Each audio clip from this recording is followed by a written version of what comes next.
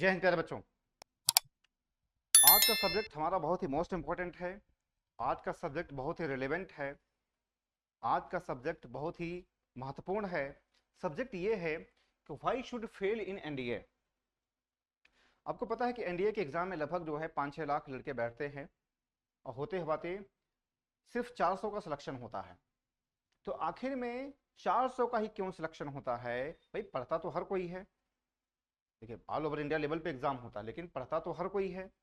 ठीक, ऐसा थोड़ी कि सिर्फ 400 लोग पढ़ते हैं, पढ़ते तो हर कोई है। जो लोग इस वीडियो को देख रहे हैं वो भी पढ़ाई कर रहे होंगे, लेकिन आखिर में कुछ ही लोग क्यों सफल होते हैं, ये अपने आप में एक महत्वपूर्ण प्रश्न है। तो आज हम इसी महत्वपूर्ण प्रश्न के बारे में डिस्कस करेंगे। हम एनालिसिस करेंगे आखिर में स्टूडेंट्स कौन सी गलती करते हैं, क्या वो तरीका अपनाते हैं, या फिर हमें क्या तरीका अपनाना चाहिए कि हम एग्जाम में सफल हो जाएं। तो आज का वीडियो बहुत ही जबरदस्त है। आप वीडियो को अंत तक देखिएगा, अंत तक चैनल बने रहिएगा। यकीन मानिए अगर आपने आज का वीडियो देख लिया तो कम से कम आपका ये भ्रम दूर हो जाएगा कि why should fail in NDA mostly students. ठीक है बेटा, हम शुरू करते हैं बगैर कोई समय गंवाए हुए। देखेंगे बेटा, यहाँ पे जो स्टूडेंट्स होते हैं, एक चीज ध्यान रखना बेटा, ज्ञान कभी भी, मतलब जो सफलता होती है वो कभी ज्ञान पे आधारित नहीं होती है। फिर समझिए, कौन व्यक्ति सफल है, ये मत सोचिएगा कि जो व्यक्ति सफल है वो ज्यादा पढ़ाई करता है, ज्यादा मेहनत करता है। ऐसा कुछ नहीं है भाई। जो है एक प्रॉपर प्लानिंग, एक प्रॉपर रणनीति का होना बहुत जरूरी है। आपके अगल बगल में बहुत सारे स्टूडेंट होंगे जो कि कम पढ़ाई करते थे लेकिन सफल हो गए। तो आप उनको ये नहीं कह सकते हैं कि मतलब उन्होंने जो है संयोगवश वो सफल हो गए हैं या फिर धोखे में सफल हो गए हैं। ऐसा कभी नहीं बेटा। जो है ठीक, मोस्टली जो स्टूडेंट्स होते हैं जो इस तरीके के होते हैं, जो कम पढ़ते हैं लेकिन फिर भी सफल हो जाते हैं, कुछ का किस्मत भी कह सकते हैं, लेकिन ऐसे केस आप जाने दीजिए। लेकिन इसमें जो सबसे महत्वपूर्ण ये है proper planning. Proper planning, proper strategy का होना बहुत जरूरी है। तो आज हम इसी के बारे में यहाँ पे बात करेंगे कि आखिर में कौन से लोग गलतियां करते हैं, क्या क्या करते हैं वो, क्या तरीका हमें अपनाना चाहिए कि हम एग्जाम में सफल हो जाएं या फिर हम फेल होने से बच जाएं। फिर से देखिए, यहाँ पे स्टूडेंट्स क्या होते हैं बेटा, किसी एक कोर्स को नहीं फॉलो करते हैं। पहली बात ये, किसी एक कोर्स को फॉलो ना करना। कोर्स, कोर्स का मतलब ये है, जैसे आजकल क्या है भाई, इंटरनेट का जमाना है। वो जहाँ पे कोचिंग ले रहे हैं वहाँ का भी नोट्स पढ़ते हैं, यूट्यूब पर भी देखते हैं, किसी अदर कोचिंग का भी नोट्स उनके पास होता है। इस तरीके से क्या होता है, पूरा घमंजा बन जाता है। ठीक है, हमेशा ध्यान रखिए, कम पढ़िए सॉलिड पढ़िए। बहुत ध्यान समझिएगा, कम पढ़िए सॉलिड पढ़िए। आप कोई भी अच्छी कोचिंग ज्वाइन कर लें, कोई भी अच्छी सी कोचिंग सर्च करके ध्यानपूर्वक अच्छे तरीके से, और आप उसको प्रॉपर फॉलो करें। आप कभी भी इस कोचिंग को भी पढ़ें, उस कोचिंग को भी पढ़ें, यूट्यूब से पढ़ें, नेट से पढ़ें, कभी इन सभी जंजाल में नहीं पढ़ना बेटा। क्योंकि आपका हर 4 महीने बाद, 5 महीने बाद एग्जाम होता है, समय चुटकियों में निकल जाते हैं। इसलिए किसी एक कोर्स को जरूर फॉलो करें, ज्यादा कोर्स को मत फॉलो करें, एक कोर्स को ढंग से फॉलो करें। पहला मेरा आपसे ये कहना है। ठीक है। टीचर्स का कहना नहीं मानना, टीचर्स का कहना नहीं मानना। बहुत सारे स्टूडेंट होते हैं जो कि टीचर कुछ बताता है, स्टूडेंट्स ध्यान नहीं देते हैं। ऐसा होता है, जब भी हम स्टूडेंट थे तो हमारे साथ भी होता था। हमारे सीनियर्स, हमारे टीचर्स हमें कहते थे तो हम भी ऐसे इस कान से सुनते थे, उस कान से मुड़ा देते थे। हम तरह तरह की बातें उनके बारे में हम करते थे। होता ही है, हर कोई करता है। ऐसा नहीं कि मैं करता था तो आप नहीं कर, आप भी करते हैं। ठीक, ध्यान रखिएगा, अगर आप कोई भी कोचिंग ज्वाइन कर रहे हैं, अगर आप किसी टीचर को फॉलो कर रहे हैं, तो कम से कम आप जो भी टीचर कह रहा है आप उसकी बातों को जरूर माने, आंख मूंद करके उसकी बातों पर भरोसा करें। ठीक है, और कम से कम मेरी बातों पे आप जरूर भरोसा करें, क्योंकि मैं यहाँ पे जो भी बातें करता हूँ बेटा, वो हम प्रैक्टिकल बेसिस हम बातें करते हैं। इसलिए आप किसी की बातों पर भरोसा करिए ना करें, लेकिन आपको मेरी बातों पे आपको जरूर भरोसा करना चाहिए। अगर मेरी बातों पर भरोसा करेंगे बेटा, यकीन मानिए आपको सफल होने से कोई रोक नहीं पाएगा। ठीक है, तो पहला काम क्या है, जो लोग गलतियां करते हैं, ईगो में रहते हैं, टीचर का कहना नहीं मानते हैं। दूसरी गलती ये होती है। तीसरी गलती क्या है बेटा, इररिलेवेंट कंटेंट। इररिलेवेंट कंटेंट का मतलब क्या है? वो कई साल पुराना मैटर पढ़ रहे हैं, कई साल पुराना जो है वो सवाल लगा रहे हैं। हमें इररिलेवेंट करने का मतलब यह है कि जो हमारे एग्जाम में जो पूछा जाता है वो नहीं पढ़ करके दूसरा कुछ पढ़ रहे हैं। एक चीज ध्यान रखिएगा बेटा कि पढ़ने से अधिक जरूरी है आपको क्या नहीं पढ़ना है। फिर समझिए, पढ़ने से अधिक जरूरी है आपको क्या नहीं पढ़ना है। जिस दिन आप ये समझ ले गए, यकीन मानिए आपका 50% सिलेक्शन उसी दिन हो जाता है। और 50% जो सिलेक्शन होता है आपके पढ़ने पर होता है, आपकी प्रॉपर प्लानिंग पे, आपकी प्रॉपर स्ट्रेटजी पर निर्भर होता है। ठीक है, तो पढ़ने से अधिक ये जानिए कि आपको क्या नहीं पढ़ना है। हमेशा इस बात पे अपना दिमाग चलाइए। ठीक है, ये होता है इररिलेवेंट कंटेंट। आप इररिलेवेंट कंटेंट पढ़ते हैं। ठीक है, इसके बाद पीपीपी जो है, यहाँ पे जो डीपीपी दिया गया है, daily practice paper, mock test ना लगाना। आप पढ़ते तो खूब हैं लेकिन आप जो है क्वेश्चंस नहीं लगाते हैं, आप मॉक टेस्ट नहीं लगाते हैं। ध्यान रखिएगा बेटा कि जो हमारा जो कंपटीशन का एग्जाम होता है उसमें क्या होता है, हमें क्वेश्चन को हमें सॉल्व करना होता है। तो आपको जो डेली जो प्रैक्टिस पेपर आपको मिलता है आपको उसको हर हालत में लगाना है।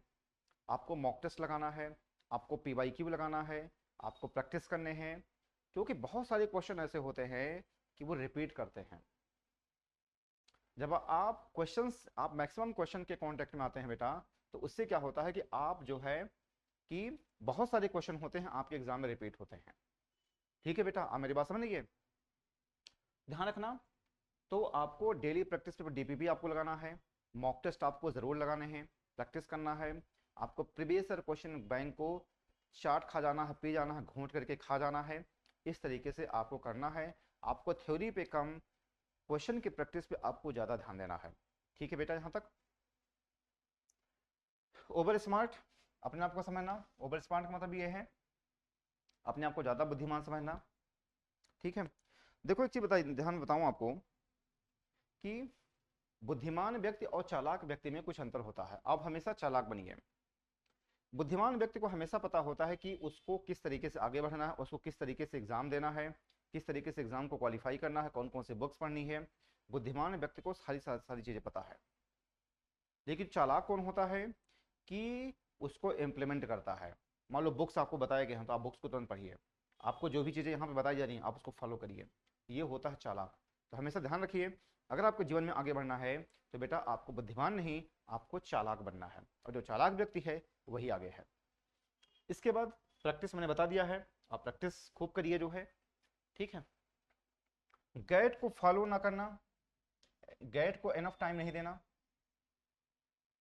जो जनरल एबिलिटी टेस्ट होता है, गैट का पेपर होता है जिसमें हिस्ट्री, ज्योग्राफी, पॉलिटिक्स, इंग्लिश वगैरह ये सब होता है, गैट को आप फॉलो नहीं करते हैं। भाई मैथ्स का जो एक क्वेश्चन होता है वो 2.5 नंबर का होता है, गैट का जो एक क्वेश्चन है बेटा 4 नंबर का होता है। तो लोग गैट को जो है सीरियसली ध्यान नहीं देते, पता नहीं क्यों नहीं ध्यान देते हैं। भाई 2.5 नंबर और 4 नंबर है, लोग 4 नंबर वाले को पढ़ते ही नहीं है। तो ध्यान रखिएगा, लोग गैट को सीरियसली नहीं लेते हैं बेटा। अगर आपको सिलेक्शन चाहिए फर्स्ट अटेम्प्ट में, अगर आपको फर्स्ट स्ट्रोक में अगर आपको छक्का मारना है, सफल होना बेटा, तो गैट को आपको सीरियसली लेना पड़ेगा, तभी आपका सिलेक्शन हो पाएगा। ठीक है, तो गैट पे ध्यान दीजिए। अगली बात क्या है, किसी एक कोर्स को फॉलो ना करना। किसी एक कोर्स को फॉलो करिए बेटा, ये मैंने बताया है, किसी एक कोर्स को फॉलो करिए जो है। आप 10 कोर्स के चक्कर में ना रहें, कोई भी एक अच्छी कोचिंग का चुनाव करें, एक अच्छे टीचर का चुनाव करें, और उसी जो भी टीचर बताते हैं, जो भी कोचिंग वाले बताते हैं, आप उसको आंख मूंद करके पढ़ाई करिए। अगली बात क्या है बेटा, प्रॉपर बुक ना पढ़ना। ठीक है बेटा, प्रॉपर बुक ना पढ़ना जो है, लोग नोट्स के चक्कर में रहते हैं, बुक्स बेटा पढ़ना बहुत ज़रूरी है। और जो बेसिक जो बुक्स है आपको पढ़ना बहुत ज़रूरी है। आप मेरे चैनल के प्लेलिस्ट में आएंगे तो मैंने आपको सारी चीज़ें बताई है कि मैथ्स के लिए कौन कौन सी बुक पढ़नी चाहिए, जो गैट के लिए कौन कौन सी बुक्स पढ़नी चाहिए। हमने वहाँ पे जो बेसिक बुक्स बताए हैं बेटा वो आपको ज़रूर पढ़ना है अगर आपको सिलेक्शन लेना है। वरना कभी आपका आधा नंबर कम रहेगा, कभी 1 नंबर कम रहेगा, कभी 2 नंबर कम रहेगा, हमेशा आपको कम रहेगा। अगर आपको फर्स्ट स्ट्रोक में सफलता चाहिए तो आपको बेसिक बुक्स पढ़ना पड़ेगा। और बेसिक बुक की लिस्टिंग कहाँ मिल जाएगी आपको, आप मेरे चैनल के प्लेलिस्ट में जाएंगे तो आपको देखने को मिल जाएगा। इसके बाद क्या है बेटा, ज़्यादा ज्ञान बटोरने के चक्कर में रहते हैं लोग। ज्ञान ना बटोरिए बेटा, आप एग्जाम क्वालिफाई करने के बाद में सोचिए। देखो, ज्ञान बटोरने की लिए पूरी जिंदगी पड़ी है। अगर आप ज्ञान बटोरने के चक्कर में रहेंगे तो ध्यान रखिएगा बेटा, जिंदगी आपकी खत्म हो जाएगी, लेकिन ज्ञान कभी खत्म नहीं होगा। हमेशा आप एग्जाम क्वालिफाई करने के बारे में सोचिए, ज्ञान बटोरने के चक्कर में आप कभी मत रहा करें। ठीक है। इसके बाद किसी एक टीचर को फॉलो करें। इसके बाद क्या है बेटा, किसी एक टीचर को फॉलो करें। मैंने बताया है कि आप 10 टीचर के चक्कर में रहेंगे भी जो है आप बिल्कुल घमंजा बन जाएगा, हाथ में कुछ नहीं आएगा। इसके बाद ऑनलाइन ज़्यादा पढ़ाई करना। ऑनलाइन ज़्यादा पढ़ाई करना मतलब ऑफलाइन तो पढ़ ही रहे हैं, दूसरे की चैनल को भी देखते हैं जाकर के जो है। बेटा इतना टाइम कहाँ होता है आपके पास? आपका 4-5 महीने बाद एग्जाम आ जाता है, आपके पास इतना टाइम कहाँ होता है? आपको मैथ्स का इतना लंबा कोर्स होता है, गैट का होता है लंबा कोर्स होता है, आप क्यों इन सब फालतू चक्कर में रहते हैं? यूट्यूब नो डाउट जो है एक मनोरंजन का साधन है। यूट्यूब पे क्या है, पढ़ाई कम, फर्जी चीज़ें ज़्यादा होती हैं। देखिए ऐसी बात नहीं है कि मतलब मैं कोई खिलाफ हूँ, कि मेरा भी चैनल है, ठीक है, लेकिन आप एक अच्छे चैनल का चुनाव करें कि ज़्यादा उसमें लफंडरगिरी ना हो, ज़्यादा उसमें जो है वो जो है फंटूसबाजी ना हो, आपके जो काम की चीज़ हो। और ऑफलाइन और ऑनलाइन मैंने आपको आप मेरे वीडियो के, आप मेरे चैनल के पृष्ठ में जाएंगे तो मैंने एक वीडियो बनाया है ऑफलाइन और ऑनलाइन कोचिंग का क्या फ़ायदा है क्या नुकसान है। अगर आप मेरी चैनल के पृष्ठ में जाएंगे तो मैंने उस पर वीडियो बनाया है, मैं फिर एक वीडियो बना दूंगा दोबारा कि ऑफलाइन और ऑनलाइन कोचिंग का क्या फ़ायदा है क्या नुकसान है। ठीक है, तो मैं बनाऊंगा वीडियो, लेकिन ध्यान रखिएगा आपको ऑनलाइन ज़्यादा पढ़ाई नहीं करनी है, आपको ऑफलाइन पर ज़्यादा फोकस करना है और कम पढ़ना है लेकिन सॉलिड पढ़ना है, इस बात का ध्यान रखिएगा। ठीक है बेटा, तो आप इसको दोबारा देख लीजिए यहाँ पे जो मैंने लिखा है, बाकी जो है आप इसको जो है दोबारा आप इसको रिपीट करके देख लीजिएगा। तो मैंने आपको सारी चीज़ें बताई हैं, अगर आप इन सभी चीज़ों को फॉलो करते हैं बेटा, आप चालाक बनते हैं, यकीन मानिए आपको सफल होने से कोई रोक नहीं पाएगा। बाकी अगर आपका मुझसे कुछ बात करनी है, अपनी बातें कहनी है, अपनी कुछ बातें शेयर करनी है बेटा, तो बेटा मेरे इस नंबर पर आप मुझसे बात कर सकते हैं। मेरा जो फ़ोन नंबर दिया गया है बेटा वो ये दिया गया है, ये मेरा फ़ोन नंबर है। यहाँ पर आप मुझसे बेझिझक बातें कर सकते हैं।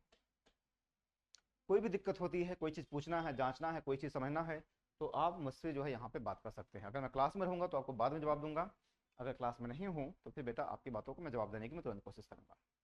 तो ठीक है, आज बस यहीं तक। बाकी यार दोस्त जो भी हैं सभी के पास हमारा वीडियो, हमारा चैनल उनके पास फॉरवर्ड करिए, ताकि वो इस बात का पता चल सके उनको कि आखिर में क्यों एनडीए में इतने सारे स्टूडेंट बैठते हैं, कुछ ही लोग क्यों सफल होते हैं, उनको भी इस बात का पता चलना चाहिए।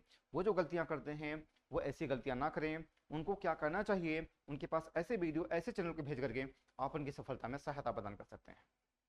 बाकी अगर वीडियो में मजा आ रहा है तो वीडियो को लाइक करिए, चैनल सब्सक्राइब करिए, नोटिफिकेशन बिल को जरूर दबाइए, क्योंकि जब तक आप नोटिफिकेशन बिल को नहीं दबाएंगे बेटा तब तक आपको ऐसे ज़बरदस्त कंटेंट नहीं मिल पाएंगे।